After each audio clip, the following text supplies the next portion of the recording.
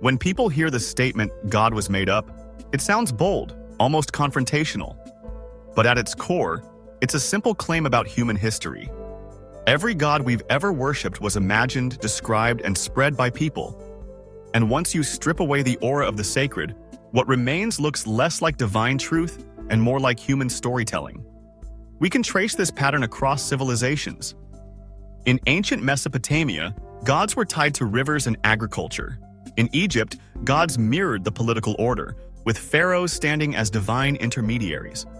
In Greece, gods bickered, fought, and schemed in ways that reflected human drama more than perfection. None of these gods were discovered. They were designed, shaped to match the environment and culture of the people who believed in them. This raises a critical question. If one god were truly real, why do we see thousands of competing versions across history, each one claiming ultimate truth? The fact that religious beliefs change with geography, time, and social needs tells us they're not eternal. They're inventions, adjusted and reimagined when necessary. A desert culture needs a different god than a fishing village. A warlike empire needs a god of conquest, while a trading society needs a god of luck and fairness. And that's exactly what we see. Take the Old Testament God. The earliest forms of this god weren't the all-powerful, all-knowing figure that's familiar today. Archaeological evidence shows that early Israelites practiced polytheism, worshipping not just Yahweh, but also gods like El and Asherah. Over time, one god was elevated above the others, while rivals were demoted to false idols. The one true God wasn't discovered. It was selected, edited, and promoted as part of a cultural consolidation. This process of invention explains why gods so often reflect the limitations of the societies that create them. Gods care about food offerings in agrarian cultures, but not in modern industrial ones.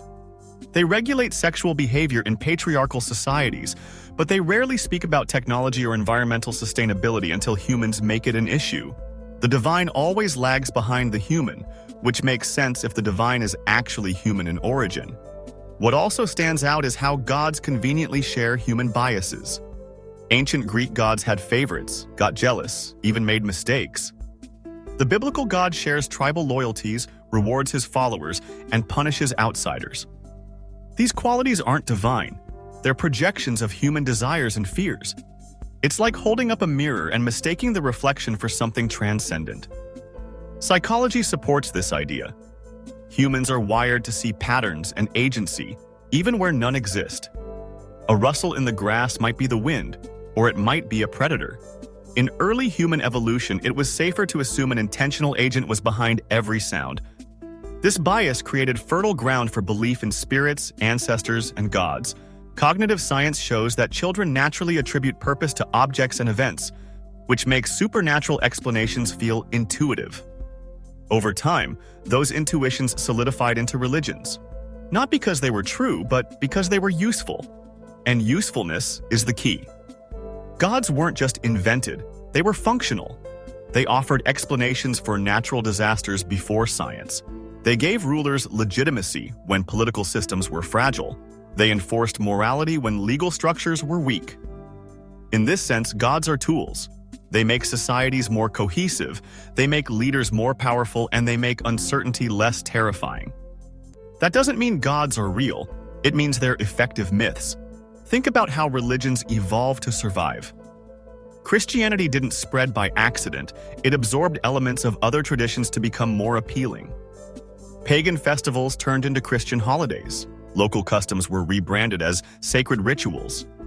This flexibility shows how religions adapt to cultural needs rather than revealing timeless truth. A real god wouldn't need to borrow traditions from competitors, but an invented one would. The same is true in Islam. The Quran incorporates Jewish and Christian stories, reshaping them to create continuity while asserting supremacy. That's a familiar pattern in human storytelling. New myths rarely erase old ones entirely. They repurpose them to gain credibility. It's no different from how a new empire reuses the architecture of the one before it. The divine looks eternal, but the scaffolding is all too human. Even morality in religion exposes its human fingerprints. Consider slavery. For much of history, religions either supported it or ignored it. Only when societies began rejecting slavery on human grounds did religions reinterpret their texts. The same process happens with women's rights, LGBTQ rights, and countless other issues. If morality came from God, we'd expect consistency. Instead, we see revision, reinterpretation, and selective emphasis, always following human progress. That's not divine law, it's human editing. Another angle often overlooked is how gods match human fears of death. Mortality is unsettling.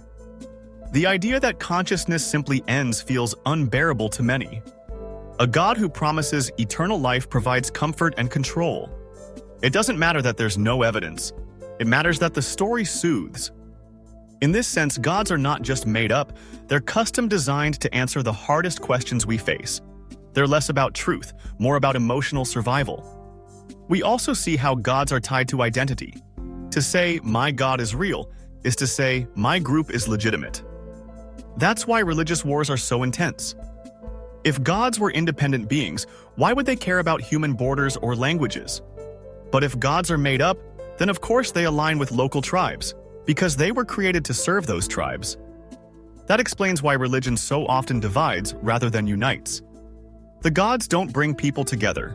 People bring their gods to the table, and the gods mirror their conflicts. History is filled with dead gods. Deities once worshipped with passion, now forgotten entirely. Zeus, Odin, Quetzalcoatl. At one time, they inspired temples, sacrifices, and devotion.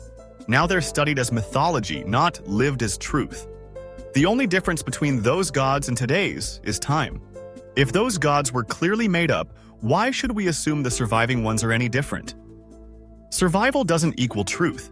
It just means some stories proved more durable than others. If gods were real, we'd expect them to be stable, clear, and consistent across cultures. Yet what we see instead is diversity, contradiction, and constant reinvention. That alone tells us we're dealing with human imagination, not a universal truth. Take the way religions fight over details. Is it 3 gods in one, or 1 god with no partners? Is salvation through faith or works or rituals? If a god truly existed, wouldn't that god make itself obvious? Instead, clarity is absent, and debates rage endlessly, splitting communities into denominations and sects. The mess of contradictions makes perfect sense if humans are inventing the stories, but no sense if an all-knowing being is behind them. Anthropologists studying indigenous belief systems notice that gods often emerge to reinforce the exact needs of the group.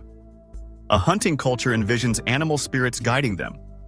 A farming culture imagines fertility deities and seasonal cycles controlled by divine hands. This tailoring reveals invention at work. It's not that people discovered gods, it's that people built them out of their environment and fears. One striking pattern is how gods enforce hierarchy. In highly unequal societies, gods support kings and rulers. Pharaohs weren't just leaders. They were gods themselves, legitimizing absolute power. In medieval Europe, monarchs claimed divine right, making rebellion not just illegal but sinful. That's too convenient to ignore. If gods existed outside human invention, why would they always validate the existing power structure? The simplest explanation is that gods are stories designed by those in power to keep people in line. Sociologists talk about religion as a social glue. It gives people shared rituals, shared values, and a shared sense of meaning. But glue isn't truth, it's function. You can make up a story that everyone agrees on, and it will bind a community together. That's powerful, but it doesn't prove the story is real. It proves only that humans work better when they think it's real. And often, leaders are well aware of this. The Roman Empire is a perfect example. Emperors didn't just tolerate religion, they weaponized it. They blended conquered people's gods into Roman pantheons, making new citizens feel included. Later, when Christianity rose, Rome adopted it not because the evidence was compelling, but because it offered unity across a fragmented empire. Religion wasn't discovered, it was selected and optimized for political needs.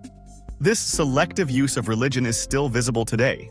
Politicians invoke God in speeches not to reveal truth, but to stir emotion and loyalty. Nations put "In God We Trust" on currency, not because God wrote it, but because it's useful symbolism. The divine is constantly recycled to serve earthly goals. If something higher truly existed, would it really act as a political mascot? Or does it look more like a cultural invention endlessly reused? Even the way gods communicate is suspiciously human. Supposed revelations always come in local languages, using metaphors familiar to the people hearing them. A god in the Middle East speaks in Hebrew or Arabic. A god in India speaks in Sanskrit. The messages are shaped by culture, time, and place. That's exactly what we'd expect if humans wrote them down, and exactly what we wouldn't expect if they were dictated by a universal being for all of humanity. Let's also look at prophecy. Across religions, prophecies are vague, symbolic, and open to endless interpretation. Why? Because vague claims are easy to retrofit to future events. If a prophecy says, "A great empire will fall," then no matter which empire collapses, believers can point and say, "See, it was foretold." That's not divine foresight, that's clever wording. And when prophecies fail, followers either reinterpret them or quietly forget them. A perfect example of how flexible human imagination is when it wants to preserve a myth. Another revealing sign is how gods always match human emotions. They get angry, they forgive, they reward, they punish. Even when described as beyond human understanding, they still act like people scaled up to infinity. That's not surprising, because humans invented them. If we were truly encountering something beyond human imagination, wouldn't it be strange, alien, even incomprehensible? Instead, gods act like magnified humans, because that's exactly what they are. Magnified human projections. Psychology experiments shed more light. Studies show that people unconsciously imagine God as thinking like themselves. When asked about God's opinions on morality, believers often project their own views. If someone is liberal, God happens to be liberal. If someone is conservative, God is conservative. God becomes a reflection of personal bias, wrapped in divine authority. That's not a discovery of God's will. It's people stamping their preferences with cosmic approval. Fear plays an equally central role. Early humans faced plagues, droughts, and famine without understanding the science behind them. Gods were invented as explanations, punishments for disobedience, or rewards for sacrifice. Today, we know diseases come from germs, not sin, but the template is still the same. When we can't explain something, we personify it. That instinct helped humans survive uncertainty, but it also filled the world with invisible beings that never existed. Even heaven and hell fit this pattern. They're not discovered realms, they're imagined tools. Heaven soothes fear of death, while hell enforces obedience through fear of eternal punishment. It's a carrot and stick system dressed up as divine truth. If the afterlife were real, would it always line up with the moral codes of the culture that described it? Or is it more likely that cultures invented afterlives tailored to their values? History shows us countless examples of gods rising and falling. The Aztecs sacrificed thousands to honor their gods. Those gods are now myths. Norse warriors believed Valhalla awaited them after battle. That belief is gone. Each of these gods once felt as real and unshakable as today's gods do to believers. Yet they vanished into history books. If gods were real, why do they disappear so easily when cultures fade? If gods were made up, it makes perfect sense. Archaeology provides some of the clearest evidence that gods are inventions. Dig sites uncover temples filled with offerings, food, jewelry, even sacrificed animals or people. The logic was simple: give something valuable to the gods and hope they give back. But every artifact tells the same story. The offerings don't leave, the statues don't move, and the gods never reply. What we see is humans talking to themselves through ritual, convincing themselves of an answer that never comes. The invention becomes even more obvious when we look at how gods are replaced. When Christianity spread across Europe, it absorbed pagan festivals instead of eliminating them. Christmas aligns with winter solstice celebrations, Easter with spring fertility rituals. Old gods were rebranded under new names. If divine truth existed, it shouldn't need to recycle old myths. But if humans were crafting religion, then borrowing and blending stories makes perfect sense. Think about how each generation reshapes God to fit its worldview. The angry and violent gods of the Old Testament soften into more loving figures in modern sermons. Traits that once justified conquest or oppression are slowly downplayed. God is remodeled to match evolving social values. That's not the behavior of an eternal being. It's the behavior of an idea that people constantly edit. Technology also shows the cracks. Lightning once proved divine wrath. Today, it's explained by electrical charge. Diseases once meant punishment. Now, they're understood through medicine. With each discovery, the space left for God shrinks. This pattern has been called the God of the gaps, where the divine fills in what science hasn't yet explained. But the gaps keep closing, and God keeps retreating into smaller and smaller corners. If God were real, discovery should reveal more evidence, not less. Philosophy exposes another issue. Thinkers like Epicurus pointed out the problem of evil thousands of years ago. If God is all-powerful and all-loving, why does suffering exist? Believers have twisted themselves into endless explanations, but none hold up.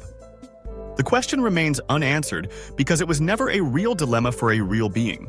It's only a contradiction created when people try to invent a perfect God that doesn't exist in reality.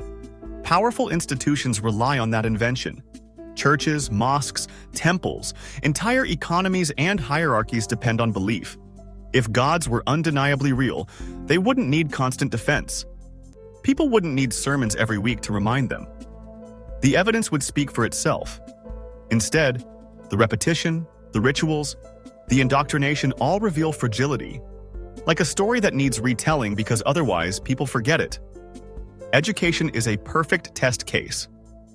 In places where children are given freedom to learn science, history, and philosophy without pressure, belief declines. The freer the access to information, the weaker the hold of God. If God were real, knowledge should strengthen belief, not weaken it.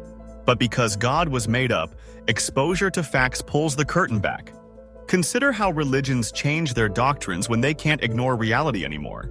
The Catholic Church once taught the earth was the center of the universe. When evidence became overwhelming, it reinterpreted scripture. The same has happened with slavery, women's rights, and now LGBTQ rights. God's supposed commands shift with public opinion. That's not revelation, it's adaptation. A made-up God bends when the society around it demands change. Even morality shows the human fingerprints. Believers claim morality comes from God, but moral codes existed long before specific religions. Ancient hunter-gatherers cooperated, punished freeloaders, and shared resources to survive. No commandments were needed to teach fairness or empathy. Those values emerged from evolution, not divine decree. The fact that religious moral rules often reflect cultural norms, like dietary laws or dress codes, proves they were designed for specific societies, not universal truth. The stories themselves betray invention. Talking snakes, burning bushes, seas parting, suns standing still. All these miracles mirror the imagination of the time, not reality. None leave evidence behind, none can be tested, and none are stranger than myths from other cultures. The difference is simply which myths survived long enough to be called scripture. Think about the way children learn religion. Almost no one independently discovers God on their own. Instead, children are told stories, given rituals, and taught to pray before they can critically think. That's not discovery, that's programming. If God were real, wouldn't children stumble onto the truth naturally, the same way they learn to speak or walk? The fact that belief requires early conditioning shows how artificial it really is. Even fear of disbelief proves the point. Many religions warn against questioning, calling doubt sinful. But if a truth is real, questioning it should only make it stronger. The need to forbid doubt reveals insecurity. It's like telling someone not to look behind the curtain because there's nothing there. When you compare gods across cultures, the repetition is striking. Flood myths, creation stories, virgin births, resurrection tales. These patterns appear again and again, not because gods are real, but because humans share similar fears and hopes. Water is life, so floods become divine tests. Birth is mysterious, so virgin births symbolize purity. Death is terrifying, so resurrections offer comfort. These stories repeat because humans invented them, not because they happened. And let's not ignore how personal convenience shapes God. Farmers pray for rain, soldiers pray for victory, gamblers pray for luck. The same God is asked for completely contradictory outcomes. Someone wins, and they thank God. Someone loses, and they're told it's God's will. It's a no-lose formula for belief. But in reality, it's a system designed to fit any outcome. That's not divine truth. It's human storytelling with built-in excuses. The political role of God exposes the invention more than almost anything else. Kings and emperors ruled by claiming divine authority. Pharaohs were gods on earth, medieval monarchs ruled by divine right, and even today politicians sprinkle their speeches with references to God. If God were real, power wouldn't need to invoke him. But because God was made up, leaders have always used the idea as a stamp of legitimacy. A human creation giving other humans permission to rule. Colonialism offers another example. Missionaries often arrived alongside armies, using God to justify conquest. Indigenous people were told their beliefs were false, their cultures sinful, their salvation dependent on adopting the colonizer's religion. That's not a revelation, it's a strategy. God was molded into a weapon of empire, proving once again that belief serves human interests more than divine reality. Think about prayer. Billions of people spend time talking to God, but the results look exactly like chance. A sick person prays and sometimes recovers, but sometimes they don't. A storm is prayed away, but sometimes it still hits. Studies on intercessory prayer show no measurable effect. If prayer worked, hospitals and governments would rely on it instead of medicine or infrastructure. But the world runs on human action, not divine response. Even personal religious experiences, those powerful moments believers describe, are tied to the brain. Neuroscience shows that spiritual visions, out-of-body experiences, and feelings of divine presence can be triggered by fasting, meditation, drugs, or even electrical stimulation of certain brain regions. What people think is God is really just the mind producing altered states. And the fact that people across different religions report completely different truths proves it's not an external being, but an internal process. Another revealing detail is how religions market themselves. Street preachers, megachurch ads, televangelists, even social media campaigns, all trying to sell God like a product. But if God were real, would he need a marketing budget? Would people need persuasion techniques, catchy slogans, or guilt-driven campaigns to believe? The very existence of religious advertising proves God is not self-evident. He's an idea that requires constant selling. Look at how fear drives the invention. Fear of death, fear of punishment, fear of being wrong. Many religions teach that disbelief leads to eternal torment, but eternal punishment for honest doubt makes no moral sense. It's not justice, it's intimidation. Fear keeps people loyal, not truth. And fear is one of the oldest tools humans have used to control one another. God becomes the ultimate enforcer, but only because people imagined him that way. History also reveals how gods vanish. Zeus was once the king of gods. Ra ruled the Egyptian skies. Odin commanded the Norse. Millions prayed, sacrificed, and built temples for them. Today, they're mythology. The only difference between dead gods and living ones is how many people still believe. Every current religion will eventually join the same fate. That's the destiny of inventions. They don't last forever. And yet, despite all this, God remains a powerful story. Stories give comfort, meaning, and community. But comfort doesn't make something true. Stories can inspire, but they don't change reality. God was made up, and that realization doesn't leave the world empty. It opens the possibility of building meaning ourselves. Instead of waiting for divine answers that never come, we create our own. When you strip away the layers of myth, fear, and tradition, what remains is clear. God is not an eternal being outside time. God is an idea inside human history. An invention shaped by need, culture, and imagination. Powerful, yes. Influential, without question. But still, an invention. The most honest way to see the world is to admit it. To recognize that every god humanity has ever worshipped came from human minds, not divine realms. That realization can feel unsettling at first, but it's also liberating. Because once you see that God was made up, you realize that the limits placed in his name were also made up. And what's left is the freedom to live, to question, and to build meaning without needing permission from the sky.